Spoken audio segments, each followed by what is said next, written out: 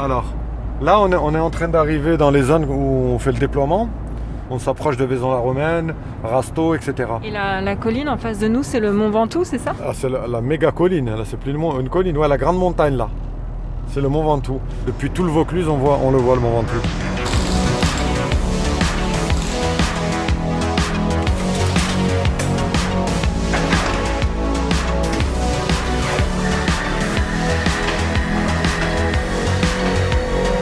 Connexion, épisode 4.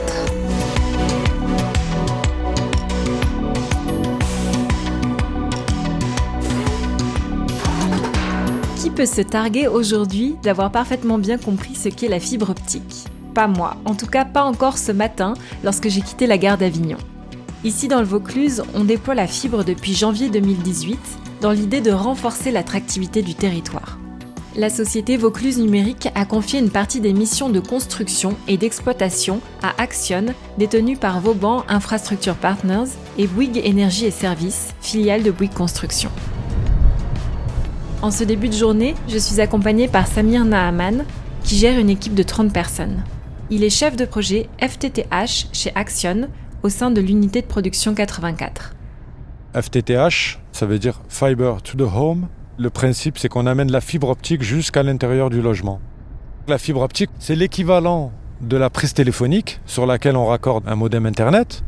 Sauf que là, ça passe par des câbles différents, des câbles qui ont tout un tas d'avantages. L'avantage de pouvoir transmettre un signal à la vitesse de la lumière, bien sûr, mais aussi sur de très longues distances sans subir de pertes, à la différence des anciens câbles à base de métal. Dans ces zones où la densité de population est assez faible, j'apprends que les équipes peuvent déployer des câbles de 3 km, ne serait-ce que pour raccorder une seule maison. Sur ce genre de longueur, le signal, le débit Internet, est habituellement très bas, ce qui n'est pas le cas lorsque ce réseau est réalisé en fibre optique. Là, le petit T là, on le voit, on le reconnaît. C'est bon, j'ai vu. Dès qu'on voit ce T en couleur métallique, au-dessus du poteau, on sait qu'il y a de la fibre optique qui passe dessus. Le câble d'en dessous, c'est ce qu'on appelle l'ADSL, les câbles de cuivre. Et le câble du dessus, c'est le câble de fibre optique. Donc la fibre optique, grosso modo, c'est du verre, composé verre, silice. C'est beaucoup plus léger, voilà. Sur des kilomètres et des kilomètres, nos techniciens, ils arment d'abord les poteaux, donc c'est mettre ce fameux T. Une fois qu'ils ont tout armé sur des kilomètres, on vient et on tire les câbles, on déploie les câbles. Voilà. Ça, c'est le véhicule d'Agnès. Elle vient d'arriver, je suppose. Nous arrivons sur un chantier dans la commune de Mormoiron. Donc là-bas au loin, on voit l'équipe, en haut de la nacelle là-bas. Il est élevé au niveau du poteau pour pouvoir déployer, poser le câble sur les poteaux France Télécom.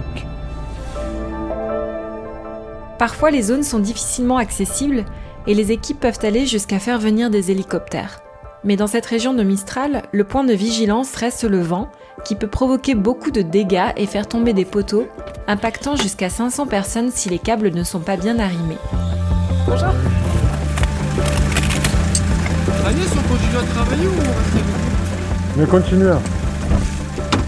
Moi, j'ai un peu l'impression d'être le papa des fois.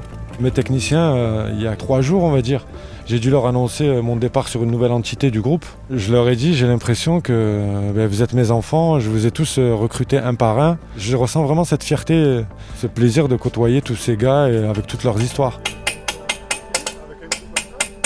Qu'est-ce qui se passe là? Qu'est-ce que le technicien est en train de faire? Donc là, le technicien, il est en train de préparer la partie en métal qui va être sur le poteau, prête à accueillir la fixation du câble. Comme on les voit là, tel qu'on les voit, la fibre elle est à l'intérieur d'une gaine de protection parce qu'on ne peut pas laisser une fibre nue comme ça, c'est trop fragile. Elle fait la taille d'un cheveu. Je lui demande ensuite quelle est la taille de la gaine du câble. Le câble ça peut varier. En fait, suivant les capacités de fibres qu'il contient. On peut avoir des câbles qui contiennent 720 fibres. On peut dire qu'il fait la taille d'un tuyau d'arrosage. Mais là, par contre, on tire pas jusqu'ici. On tire jusqu'à l'autre poteau quand même. Tu vois? Non, pas tout de suite. En fait, mon histoire elle est un peu particulière. À la création de notre agence ici sur Veden, Axion a mandaté une formation. Elle était à la recherche de ses premiers techniciens, les premiers techniciens qui allaient travailler dans cette nouvelle agence. Donc ils ont fait appel à un centre de formation dont j'étais le formateur.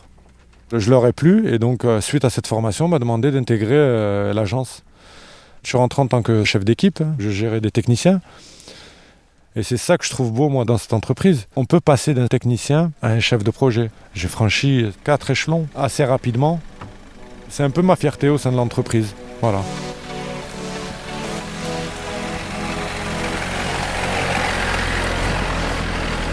Satisfait ? Ouais, on est venu, il n'y avait rien. Et là, on repart, le câble est tiré et déployé. Ils ont tiré un câble de 200 mètres à peu près, accroché et complètement installé. On te suit ? Nous quittons la zone pour rejoindre une équipe qui travaille selon une autre technique. Notre projet compte environ, alors sur cette phase, 120 000 prises, donc 120 000 personnes raccordables. On l'aura fait en 2 ans et demi, 3 ans. À la vitesse de la fibre, quoi. À la vitesse de la lumière, voilà. 45 minutes plus tard, nous voici à Roex. Autour de nous, il y a quelques vignes et surtout des oliviers, avec un petit commerce qui vend bien sûr de l'huile d'olive. Nous retrouvons Agnès Palini, une ancienne technicienne terrain et actuelle responsable de chantier. Elle me montre comment les fibres sont soudées entre elles par les techniciens raccordeurs, puis protégées dans des petits boîtiers et enfin mises sous terre dans des chambres France Télécom. Les plaques en métal qui les recouvrent peuvent peser jusqu'à 100 kg. C'est une technique différente donc. On est passé de l'aérien à Mormoiron, au souterrain ici à Roex, et tout commence dans une simple fourgonnette au bord de la départementale. Je m'appelle Agnès Palini, je travaille chez Action depuis un peu plus de 2 ans maintenant. Alors en fait on est donc sur une départementale, donc une route très passante, et on a tiré un câble à cet endroit-là et actuellement ils sont en train de raccorder en fait les 2 morceaux de câble qui arrivaient dans la chambre.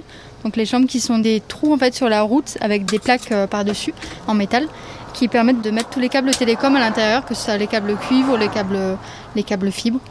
Ces câbles-là, faut les souder ensemble, c'est le terme. Et donc là, ils ont ouvert les 2 câbles et à l'intérieur, donc on voit toutes les petites fibres qui ressemblent à des cheveux. Ces cheveux-là, il faut les souder ensemble pour qu'on puisse avoir la continuité et que le client, à la fin, puisse avoir son service. Et il faut être minutieux et répétitif et d'un autre côté, pas perdre le fil de ce qu'on fait. Il y a des fibres orange, violette, bleu, rouge, verte, de toutes les couleurs. C'est un vrai travail chirurgical en fait. Est-ce que je peux toucher ? Ah oui, c'est tout doux. Et comment c'est possible que du verre soit aussi fin ? C'est aussi souple, Et surtout. aussi souple. C'est à cause du plastique, là, parce que là, à peine tu le plies, bim, il pète direct.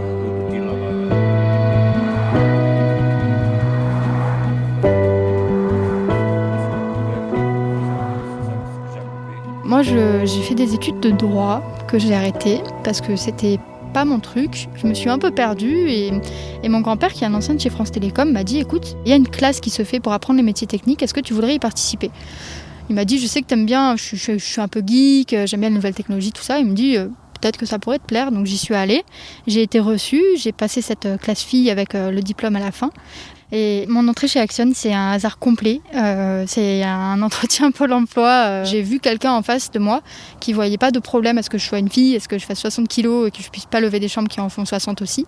Et qui croit en moi, en fait. C'est ça qui m'a donné envie de m'impliquer et ce qui m'a toujours donné envie de m'impliquer chez Action, c'est que on ne juge pas aux stéréotypes, on ne juge pas au physique. On n'a pas jugé que je sois petite, que je sois moins grande que les autres, que moins costaud. On m'a jugé sur ce que je valais, sur ce que je pouvais donner. Et je suis très fière d'avoir pu rentrer en tant que femme dans ce milieu là et de montrer que non, c'est pas des métiers qui sont réservés aux hommes et qu'en plus on peut évoluer très très vite dans ce genre de domaine.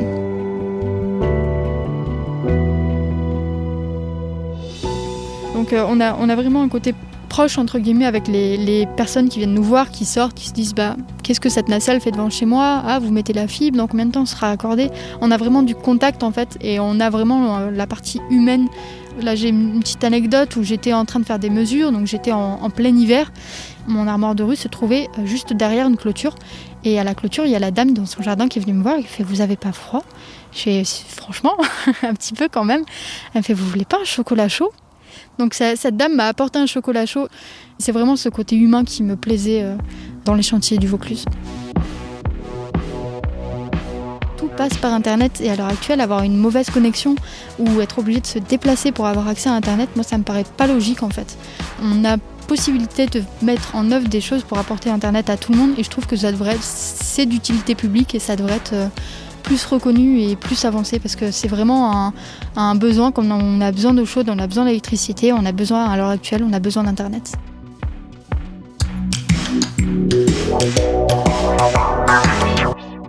Je rappelle que l'ONU a posé l'accès à Internet comme un droit humain fondamental.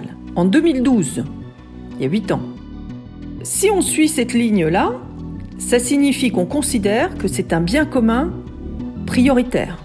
Lorsqu'elle évoque la fibre, Florence Durand-Tornard préfère parler d'un bon débit, c'est-à-dire un débit adapté à chaque usage, plutôt que d'un très haut débit. Elle est fondatrice et déléguée générale de l'association Ville Internet, qui regroupe élus et acteurs locaux, et insiste sur la nécessité de s'interroger sur la façon dont Internet est finalement exploité sur les territoires. Il est normal qu'il y ait un plan très haut débit. Il est d'ailleurs nécessaire qu'il y ait un plan très haut débit. Mais ce qu'il est absolument indispensable, c'est d'associer à ce plan très haut débit un plan d'analyse, d'étude continue et permanente et qui devra durer des besoins, des usages, des services et des contenus. Donc aujourd'hui, on ne peut pas construire un plan très haut débit si on ne le structure pas sur les besoins de services publics, les besoins essentiels d'un citoyen qui veut avoir accès à ses droits. La question de l'accès aux droits doit motiver le plan très haut débit, plutôt que la question du développement économique. L'école, etc., mais aussi aux démarches, toutes les démarches administratives, le droit à ma carte d'identité. Si je ne peux plus accéder à ma carte d'identité que par Internet, il faut que j'ai Internet, dans de bonnes conditions. Ce qu'on peut rappeler de très positif et qui nous donne beaucoup d'énergie et sur lequel on est tous, ça fait 20 ans que je suis dans ce secteur du numérique citoyen, de l'accès aux services, de l'accès aux usages et de la distribution du numérique urbain. Et je peux vous assurer que c'est extraordinaire les potentiels qui se présentent à nous.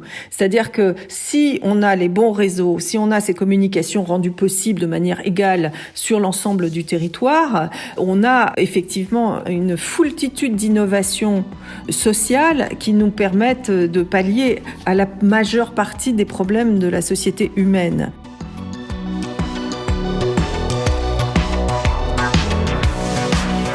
Merci d'avoir écouté cet épisode. S'il vous a plu, n'hésitez pas à nous le dire sur les réseaux sociaux de Bouygues Construction et à nous ajouter 5 étoiles sur Apple Podcast. Connexion est un podcast Bouygues Construction, disponible sur toutes les plateformes de podcast. À bientôt!